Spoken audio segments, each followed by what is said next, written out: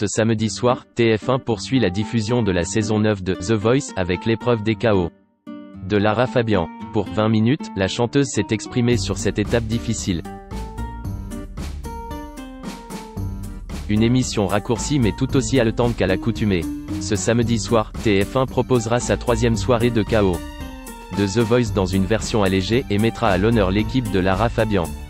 Il s'agit de l'avant-dernier épisode avant une pause dans la diffusion du concours de chant, les émissions en direct ne pouvant avoir lieu à cause de la crise du coronavirus. On allait commencer les préparations et tout a été suspendu. Mais on continue à se parler et nous sommes très actifs dans la communication, dévoile la chanteuse. Avant les directs, les 7 talents restants de Lara Fabian se produiront tour à tour face à leur coach qui devra alors faire le choix de n'en garder que 3. C'est très difficile mais c'est la nature du jeu. C'est ce que nous avons tous accepté comme condition dès le départ, confie Lara Fabian sur cette étape qu'elle considère comme la plus cruelle. Et je déteste l'être, précise-t-elle. En France, c'est un peu radical et c'est difficile. Il faut dire que la coach a probablement constitué l'équipe la plus solide de cette saison, qui compte notamment Gustine, Nathalie Vetrano, Sam Tallet et Cheyenne Janas. La chanteuse prend alors sur elle pour aller contre sa nature et appliquer ce genre de jugement qui devient une sanction. Dans des images dévoilées par TF1 lors des répétitions, le lien semble particulièrement fort entre l'interprète de Nos cœurs à la fenêtre et son talent Maria Cuche. Je ne sais pas si j'arrive à l'expliquer, mais j'arrive à la ressentir avec la même intensité qu'elle, s'émeut-elle. C'est comme si nous nous connaissions, comme si on appartenait à une même genèse. Un attachement qui rend encore plus difficile la prise de décision le moment venu. Bien qu'elle ait officié 2 ans dans la version québécoise de La Voix, l'artiste aux plus de 20 millions d'albums vendus se confronte à l'exercice des KO. Pour la première fois, au Québec, ce sont des chants de bataille.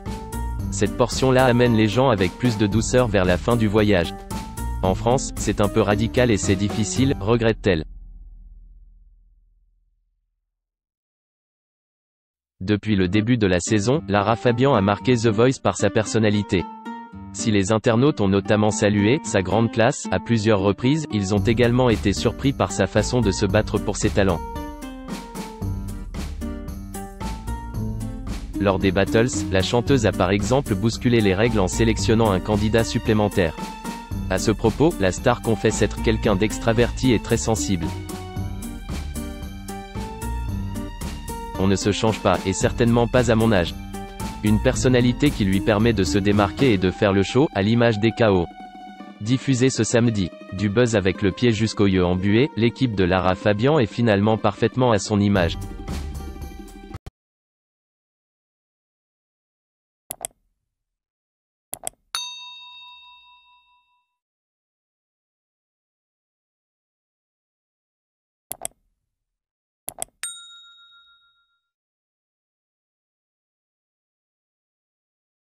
Xin chào mừng quý vị và các bạn đến với kênh tin tức VTV Online của chúng tôi.